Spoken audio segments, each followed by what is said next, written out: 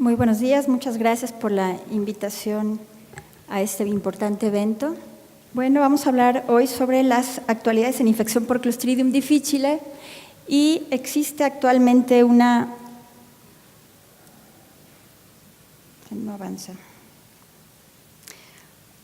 Es un tema de preocupación por el incremento en los riesgos y la incidencia de esta alteración. Y en cuanto a la incidencia, se presentó en la DDW este estudio en cartel, en la cual se encontró que había habido un incremento importante de la incidencia entre 2001 y 2012, particularmente un incremento de la incidencia anual de 42.7%, pero la incidencia de la infección multiresistente ha tenido un incremento impresionante del 188.8%. Sabemos que la carga de esporas en las zonas donde están los pacientes son un factor importante para el desarrollo de las infecciones. Estos investigadores se preguntaron si había un efecto de las habitaciones. Las esporas permanecen en las superficies por meses o por años. ¿Será que hay cuartos o camas con mayor riesgo? Ellos hicieron un estudio retrospectivo del 2010 al 2015 de pacientes con infección por Clostridium difficile que las habían adquirido a las 48 horas de su ingreso. Analizaron 260 habitaciones estándar y 124 camas de terapia intensiva y particularmente encontraron 8 camas con mayor incidencia, 5 habitaciones estándar y 3 de terapia intensiva, con un riesgo de 4.8 y 3.4 veces mayor de que los pacientes adquirieran la infección, y en particular 3 camas de la terapia intensiva en una sola esquina eran las de mayor riesgo.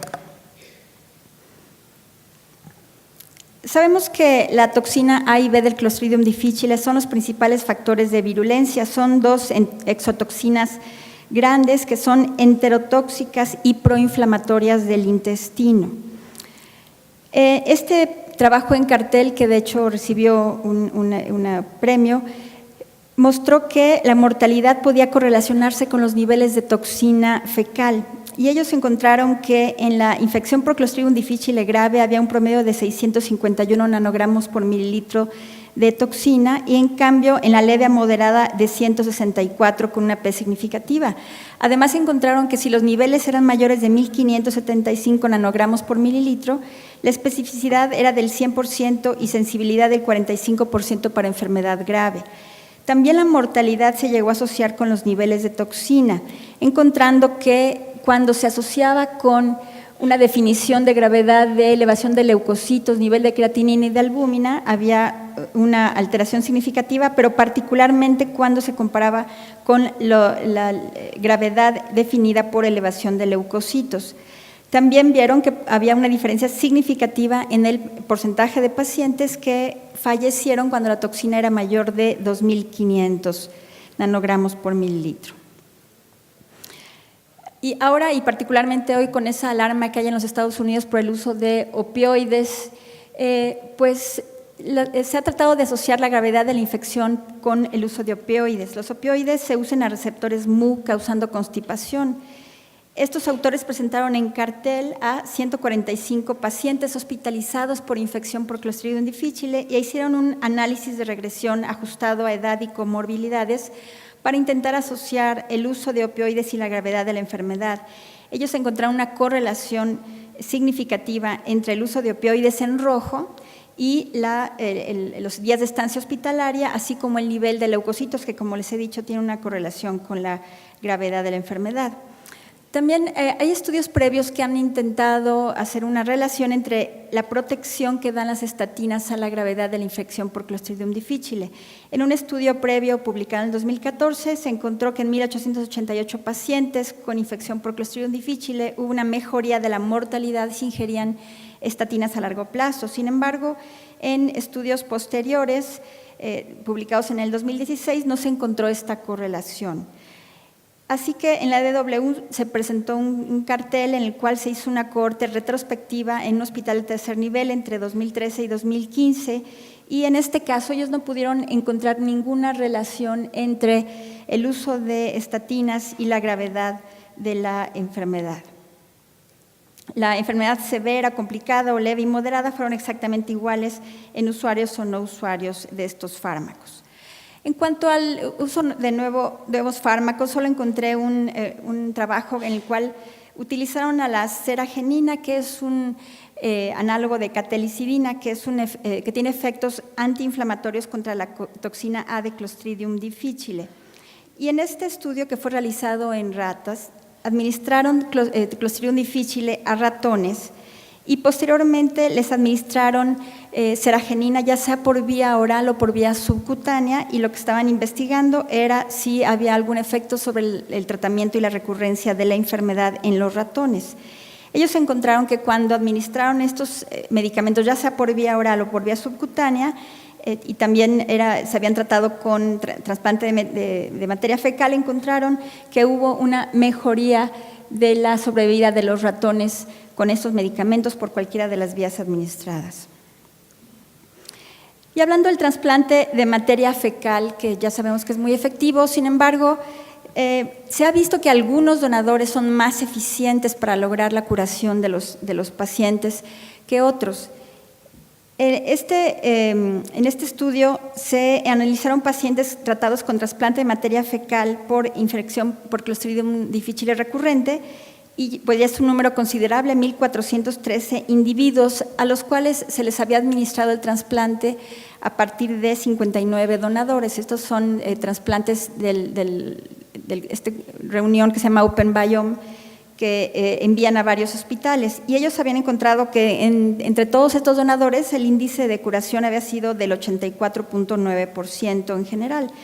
Y entonces trataron de dividir a los donadores entre los cuales tenían mayor o igual de 90% de éxito en el tratamiento de los pacientes, comparándolo con donadores que solo lograban el éxito de 80-89%. Compararon la diversidad microbiana y los niveles de ácidos grasos de cadena corta, pero no encontraron que ningún dato del metaboloma o del microbioma pudiera diferenciar a quienes eran superdonadores y quienes tenían menores índices de curación del paciente.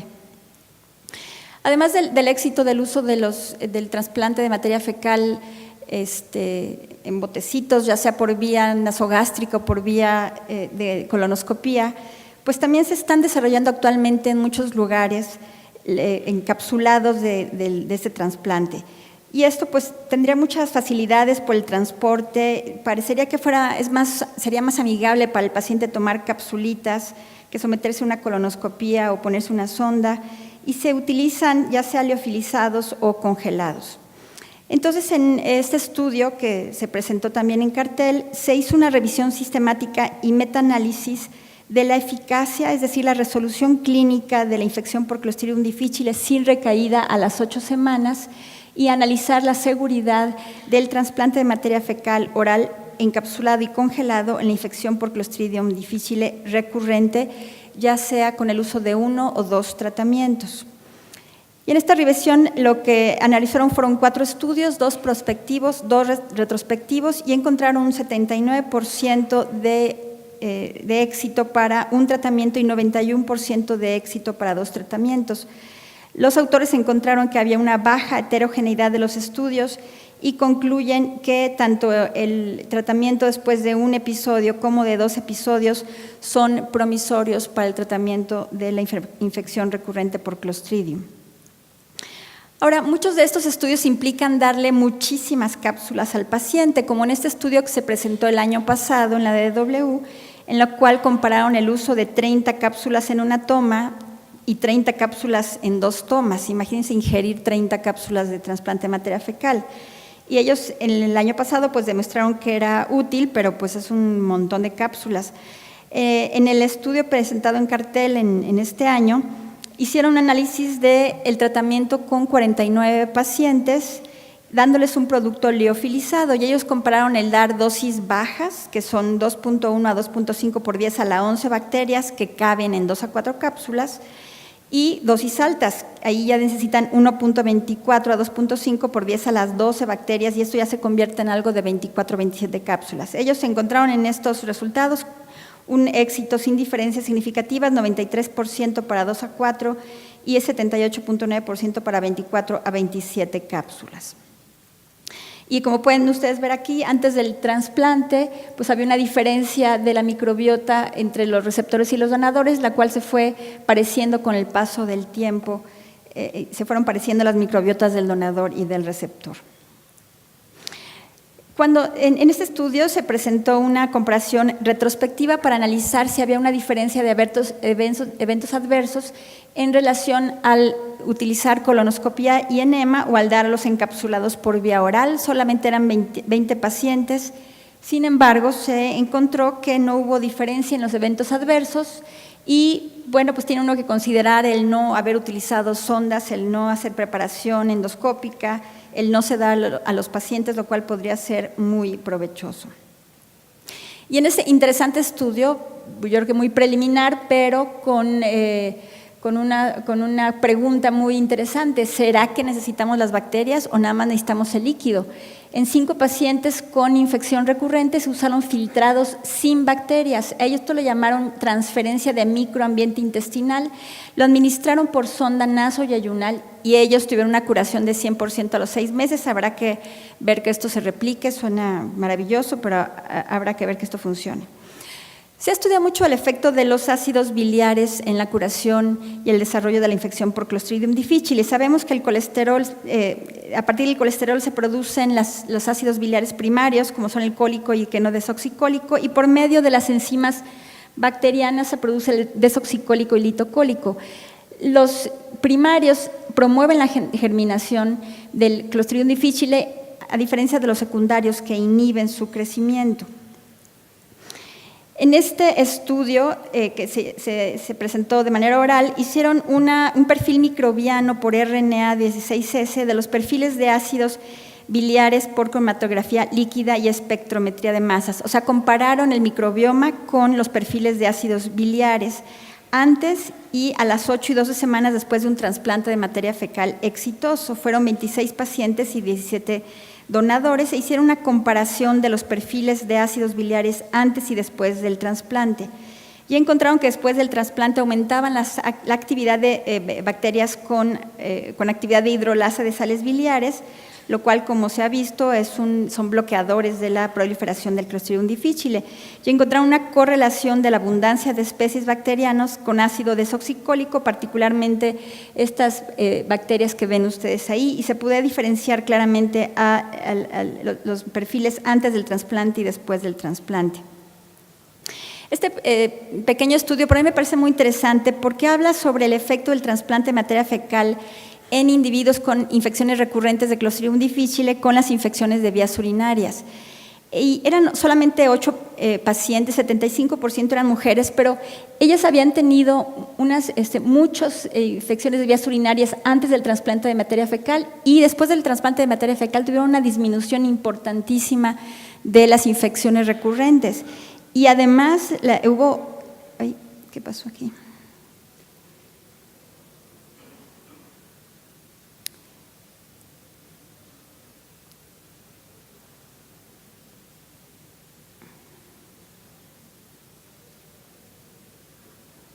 Perdón, no sé si toqué algo, pero además lo interesante es que después del trasplante, no les puedo mostrar, eso no ocurrió, pero después del trasplante hubo una disminución muy importante de las resistencias bacterianas que tenían las pacientes. A mí ya me ha pasado que me mande el urólogo a una paciente para decirme, tiene infecciones recurrentes y seguramente viene del intestino, y uno dice, ¿qué les podemos hacer? Esto abre una ventana de oportunidad, para nada estoy diciendo que lo hagan, solamente es algo que se pregunta uno si pudiera servir.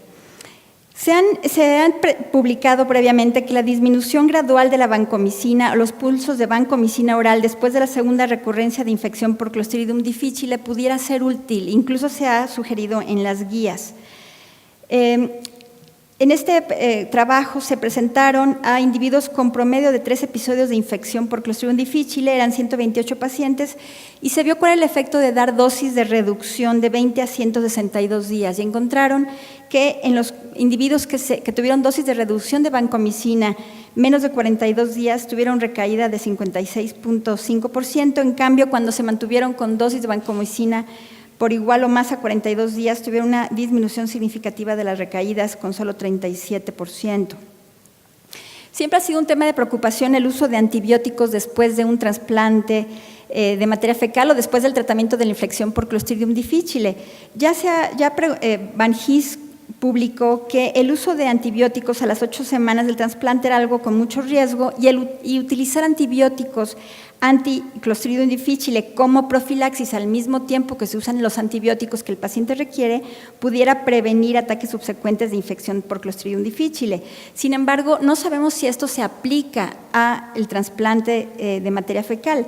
El grupo de Allegretti, que es también el grupo de OpenBiome, publicó un estudio multinacional retrospectivo hecho en Estados Unidos y Canadá de 426 pacientes a los cuales se había administrado un trasplante de materia fecal exitoso y compararon qué pasaba cuando se les daba antibióticos por alguna infección que tenían, pero además se adicionaban con antibióticos anti-Clostridium difficile o bien con probióticos. Y ellos no pudieron demostrar que hubiera una prevención de la infección por Clostridium difficile cuando se usaban antibióticos anti-Clostridium difficile junto con los otros antibióticos, probióticos, y a los que peor les iba es cuando utilizaban probióticos y antibióticos anti-Clostridium difficile junto con los otros antibióticos. Yo sé que esto suena contradictorio, pero esto es lo que ellos encontraron y opinan que hay que hacer estudios posteriores para confirmarlo. Se ha utilizado el zinc para evitar la recurrencia de la infección por Clostridium difficile posterior al trasplante de materia fecal. Estos autores encontraron que los niveles de zinc en los 90 días pretrasplante eran más bajos en los individuos que tenían mayores recurrencias. Y cuando administraron zinc en estos individuos, los que tuvieran deficiencia, encontraron una reducción de la recaída de 14.3% contra 58.3% a quienes no se les administraron. Y ellos piensan que hay mecanismos de daño a uniones intercelulares que incrementan el riesgo de recurrencia. En cuanto a la prevención, se ha utilizado el Saccharomyces boulardii. En este estudio de intervención de Saccharomyces boulardii les administraron a todos los individuos que hubieran sido hospitalizados y que estuvieran en tratamiento con antibióticos en 3 departamentos de medicina interna en Dinamarca. Ellos encontraron que la prevalencia de la infección disminuyó de 3.6 a 1.3% en el grupo tratado en comparación con los hospitales no intervenidos y aquí les muestro una disminución importante en ellos. El efecto de Saccharomyces boulardii se piensa que se debe a su acción sobre las sales biliares. Y en este estudio, rápidamente, porque se me acaba el tiempo, les enseño que cuando se administraron antibióticos junto con Saccharomyces boulardii se notó una disminución de la probabilidad de reducción de niveles de ácidos biliares secundarios. Y para concluirles, quiero resumir que la incidencia anual de la infección por Clostridium difficile y la infección por Clostridium difficile multiresistente van en aumento. Algunas habitaciones hospitalarias podrían tener más riesgo que otras para el desarrollo de infección. Los niveles de toxina A y B podrían estar asociados a la mortalidad. El uso de opioides podría asociarse a la gravedad de la infección. No se demostró un factor protector de las estatinas sobre la gravedad. La seragenina mejoró la sobrevida de la infección por Clostridium difficile en ratones. No se han identificado características que distingan a los superdonadores de trasplante. Las cápsulas son un modo promisorio de administración del trasplante. El trasplante se asocia a un cambio en el perfil de ácidos biliares fecales. Podría tener un efecto benéfico sobre las infecciones de vías urinarias recurrentes y resistentes. La administración de antibióticos anti-Clostridium o probióticos no disminuyó el riesgo de recaída después de trasplante de materia fecal con uso de antibióticos no anti-Clostridium difficile. Los niveles bajos de zinc se asociaron con la recaída de la infección y el uso preventivo de Saccharomyces boulardii en pacientes hospitalizados redujo el riesgo de infección por Clostridium difficile, tal vez por su perfil sobre los ácidos biliares. Muchas gracias.